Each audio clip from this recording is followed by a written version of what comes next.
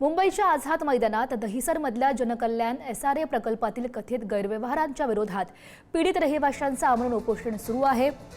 सुरक्षेच्या नियमांचं उल्लंघन, फायर सेफ्टीतील त्रुटी, पाणी आणि लिफ्ट सेवा बंद ठेवून छळ केल्याचा आरोप रहिवाशांनी केलाय। FSI गैरव्यवहार आणि सार्वजनिक जागांच्या कथित अपहाराची चौकशी करण्याची मागणी सुद्धा करण्यात आली आहे। प्रशासनाच्या अपूर्ण आश्वासनांच्या विरोधात न्याय मिळेपर्यंत आंदोलन सुरू ठेवण्याचा इशारा सुद्धा आंदोलकांनी दिलेला आहे।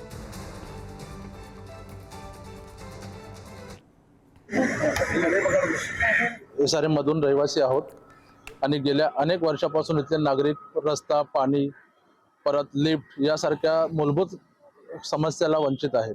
आम्ही मागच्या वर्षी 2025 मध्ये 16 व 17 ऑक्टोबर रोजी याच ठिकाणी याच मैदानामध्ये आम्ही आंदोलन केलं होतं, उपोषण केलं होतं व त्यावेळेस SRA प्रशासन, विकासक तसेच आम्हाला तिकडचे पदाधिकारी यांनी संयुक्त बैठक घेऊन आम्हाला आश्वासन दिलं होतं की 30 दिवसामध्ये तुमच्या ज्या समस्या आहेत, म्हणजे आमच्या समस्या म्हणजे जवळपास 4 वर्षापासून आमचे जे रहिवासी आहेत त्यांना इथे भाडं दिलेलं नाहीये।